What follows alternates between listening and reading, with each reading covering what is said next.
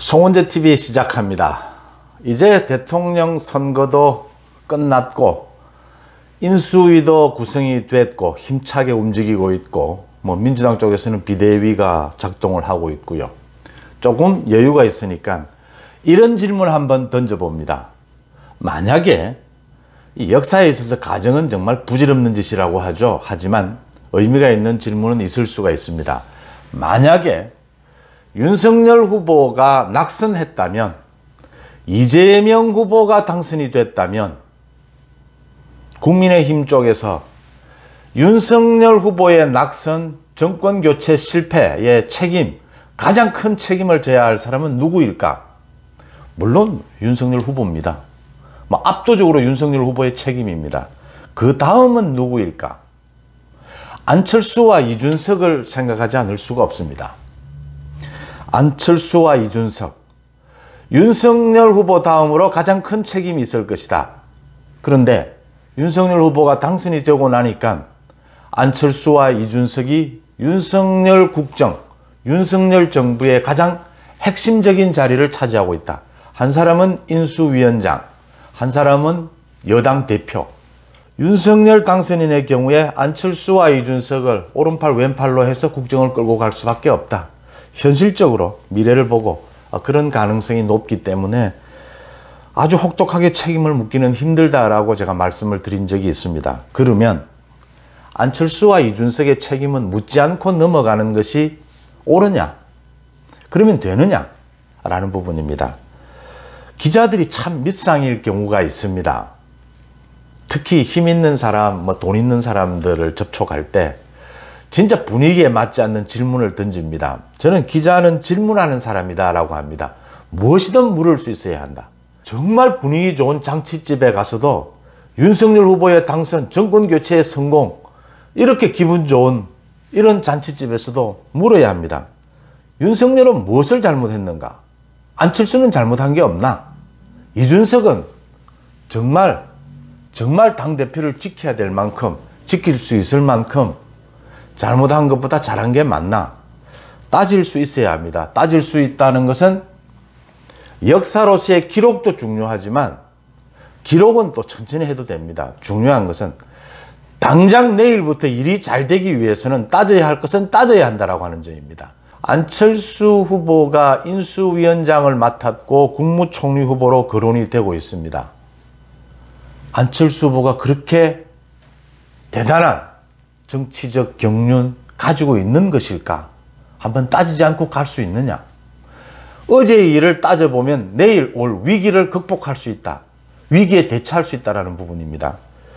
이준석 대표, 국민의힘과 국민의당이 합당하는데 흡수통합 방식으로 한다. 당대표는 이준석으로 그대로 유지가 된다. 지방선거는 이준석 대표 체제로 그대로 간다. 여러 가지 이제 큰 가닥이 잡혔습니다. 그래도 되는 걸까? 중요한 건 미래입니다. 앞으로 지방선거에서 이준석 대표가 당을 잘 이끌고 합당을 하고 잘 이끌고 나갈 수 있는 걸까? 따져보지 않아도 되는 걸까? 라는 부분입니다. 안철수 대표부터 말씀을 드리겠습니다. 지금 정신이 없을 정도라고 합니다. 인수위에서 자신이 챙겨야 할 일이 너무나 많고 국정의 기초, 초석을 다지는 일 너무나 지금 바쁘다라고 합니다. 국무총리가 자신이 될 건지 안 될 건지 그런 이야기조차 할 겨를이 없을 정도라고 합니다. 그런 사람이 그렇게 많은 유권자들이, 정권교체를 바라는 많은 국민들이 후보 단일화를 해야 된다라고 주장할 때 그렇게 미적거리고 그렇게 애간장을 태우고 현실과는 동떨어진 핑계를 대면서 막판까지 후보 단일화를 미루다가 무엇 때문에 미뤘느냐 하는 겁니다. 이렇게 인수위원장직 할 일이 많고 바쁘고 정말 오랫동안 준비해온 것처럼 일할 사람이 왜 미뤘느냐 하는 겁니다.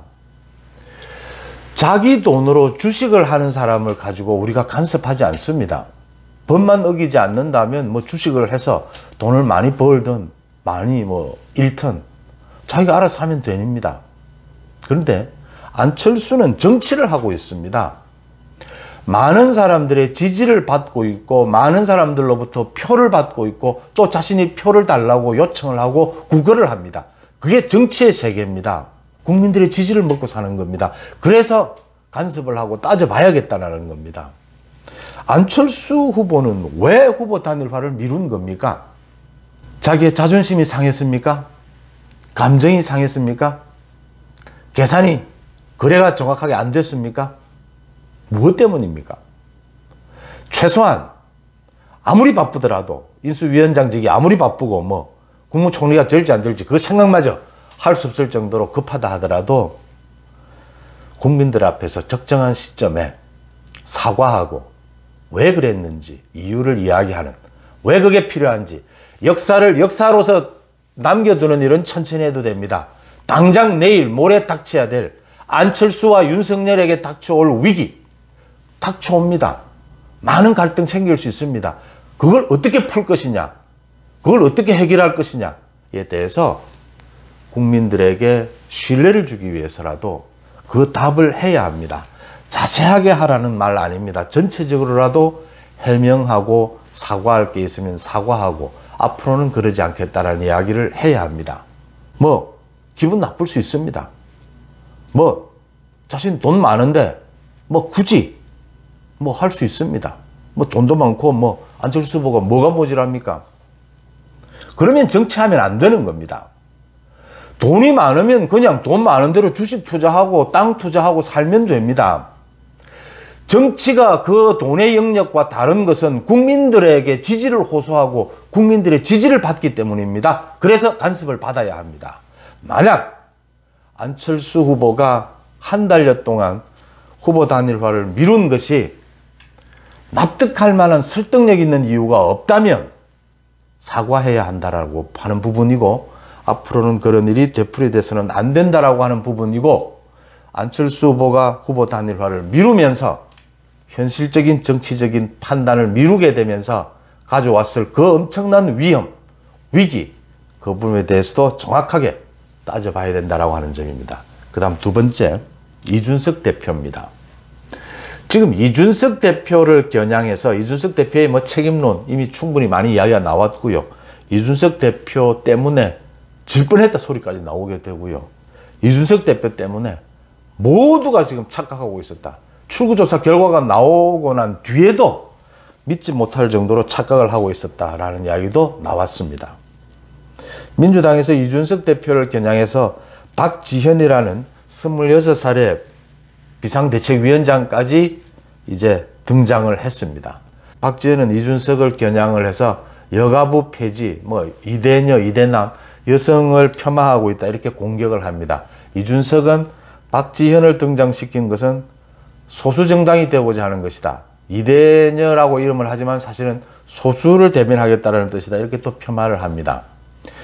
이준석이 무엇을 잘못했느냐라는 부분, 역사로서 따지는 부분은 똑같이 안철수와 마찬가지로 시간을 두고 따질 수 있습니다. 중요한 것은 앞으로 지방선거를 이준석 대표 체제로 치러가기 위해서는 이준석이 뭘 잘못했는지를, 뭘 보완해야 되는지를 따져야 한다는 겁니다. 그걸 따지지 않으면 또 실패가 일어날 수 있다고 하는 겁니다. 박지현이, 민주당의 박지현 비상대책위원장이 뭐 잘해갈 것인가라는 부분은 뭐 숙제로 남겨두겠습니다. 이준석은 선거로 대표로 뽑혔습니다. 그런데 대표로 선거로 뽑히지 않는 박지현 위원장이 뭘 할 수 있을 것인가, 지금 민주당의 상황에 뭐 의문이 들지만 뭐 굳이 뭐 그걸 따져보지는 않겠습니다.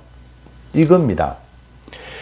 이준석 대표가 윤석열 후보와 함께 여가부 폐지를 낸 부분, 제가 여러 번 말씀을 드렸습니다. 이 부분을 민주당이 프레임으로 덮어 씌우려고 이대녀를 무시하고 있다라고 하는 식으로 얼토당토하는 프레임으로 덮어 씌웠습니다. 맞습니다. 이 부분을 정면 돌파, 논리로서 정면 돌파해 가야 되는 부분은 정면 돌파해 가야 합니다.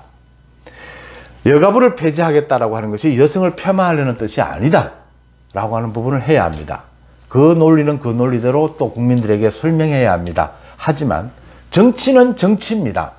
그러니까 그 여가부 폐지라든지 여성 할당제를 폐지하자라고 하는 윤석열 후보와 이준석 대표의 그 주장, 공약들이 설사 여성을 폄하하는 것이 아니라 하더라도 민주당이 그렇게 프레임을 씌웠고 그게 어느 정도 통했고 거기에 설득을 당한 많은 이대녀들이 있다고 칩시다.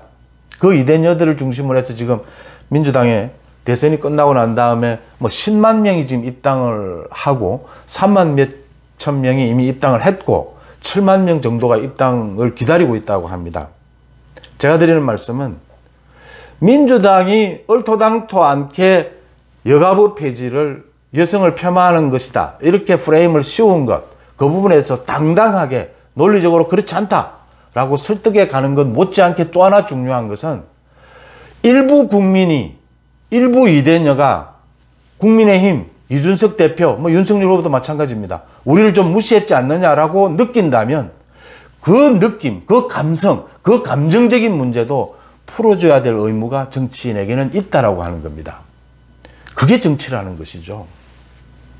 논리적이지 않다고 하더라도, 감성적이고 감정적인 것이라 하더라도 그게 상당한 물결을 이루었을 때는, 그게 또 그 자체로서 상당한 이유가 있을 때에는 정치인은 거기에 반응해줘야 한다는 것입니다. 그래서 정치가 어려운 것이죠. 내가 내 돈으로 주식 사서 주식이 오르면 돈 벌고 주식 내리면 돈 잃는, 그거로 끝나는 게 정치가 아니라는 거죠. 여가부 폐지가 당당한 논리가 있음에도 불구하고 그걸 가지고 억지를 쓰는데 그 억지에 또 설득된 분들이 있다면, 유권자가 있다면 그 유권자의 비위도 맞추고 그 유권자를 설득해야 되는 의무도 정치인에게는 있다라고 하는 것이죠. 그럼 이걸 이준석이 할 수 있느냐? 이준석은 못한다라고 하는 겁니다. 이준석은 자신의 여가부 폐지 이 공약을 그대로 밀고 나가야 자신에게 지금 쏟아지고 있는 책임론으로부터 좀 벗어날 수가 있습니다. 또 이준석은 이 책임론으로부터 벗어나기 위해서 국민의당과 합당, 뭐 여러 가지, 지금 6월 지방선거를 앞두고 공천도 모든 걸 거의 100% 실력에 의해서 경쟁하겠다고 합니다. 경선하겠다고 합니다. 왜? 자신의 리더십 대표를 지켜가기 위해서입니다. 자신이 지금 공격을 받으니까요. 이준석은 지금 당대표로서의 리더십을 잃지 않기 위해서 계속 많은 부분에서 오버를 하고 있습니다. 두 가지입니다. 이걸 누가 다른 사람이 보완해 줘야 된다고 하는 점입니다. 최고위원회의에서 다른 사람들이, 원내대표가 나서든지 보완해 줘야 됩니다. 뭘 보완해야 되느냐? 이준석 때문에 이대녀, 기분 나쁜 이대녀가 있다면, 섭섭한 이대녀가 있다면 그 이대녀의 가슴을, 감정을 풀어줘야 하는 것도 국민의힘의 몫입니다. 지방선거를 앞둔 국민의힘이 해야 될 일이고, 선거가 없더라도 정치인은 당연히 해야 할 일입니다. 이준석은 이준석대로 여가부 폐지의 당당한 논리를 이야기하고 그 옆에 다른 차원에서 또 다른 최고위원은 나서서 이대녀를 위로하고 이대녀를 설득하는 그런 논리도 필요합니다. 그래서 이게 정당이 복합적인 성격을 가져야 된다는 것이고요. 또 하나는 이준석은 지금 국민의당과 합당하고 뭐 지방선거를 앞두고 자신의 대표 리더십을 잃지 않기 위해서 경선을 하겠다. 모두 실력에 의해서 공천을 경선하겠다. 당당한 뭐 맑은 이번에 공천을 한번 하겠다라고 합니다. 이 공천 작업을 정말 공정하게 한답시고 전체를 경선하면 그 공천이 잘 된 것이냐? 아니면 우리가 흔히 이야기하는 전략 공천, 뭐 새로운 인물을 많이 영입하고 뭐 이런 게 또 잘 된 것이냐? 그 어느 쪽도 아니다라는 걸 많은 분들이 이미 알고 계십니다. 이게 조화를 이루어야 된다라고 하는 부분. 경선을 무작정 한다고 그게 공정해지지 않는다라고 하는 것. 또 전략 공천이랍시고 새로운 물결, 뭐 정치를 바꾼다랍시고 새로운 인물로 잔뜩 공천을 한다고 그 선거가 이겨지지 않는다라고 하는 것. 수도 없이 경험한 부분입니다. 이걸 조화를 어떻게 이룰 것이냐에서 답을 찾아야 하는 부분인데, 지금 이준석은 자신의 리더십을 위해서라도, 자신에게 쏟아지는 책임 추궁을 피하기 위해서라도 무조건 실력에 의한 경선을 내세웁니다. 다 경선에 참석해서 이기는 사람, 뭐 공정해 보입니다. 겉으로 보면. 그러면 당장 제가 뭐 꼭 누구라고 이름을 밝히지 않겠습니다. 여러분들이 잘 알고 계시는 올드보이들이 경선하면 모두 이길 가능성이 굉장히 높습니다. 뭐 여론조사 경선을 하든 어떤 방식의 경선을 하든 지금 국민의힘에는 올드보이들이 뭐 현역이 된 사람도 있고 지난 총선에서 떨어진 사람 굉장히 많습니다. 모두 지금 이번 지방선거에서 윤석열 바람을 타고 어떻게 재기해 보겠다고 다 뛰고 있습니다. 이준석이 말하는 대로 공정을 앞세운 경선을 하게 되면 이 올드보이가 이길 확률, 가능성이 매우 커집니다. 당장 예를 들면 그런 부작용이 있다, 이런 말씀입니다. 정치 교체, 윤석열 후보와 안철수 후보가 이야기해왔던 정치 개혁, 그건 어디로 갑니까? 이준석 대표의 문제점, 한계, 이 두 가지 부분을 이준석 대표는 스스로 해결하지 못합니다.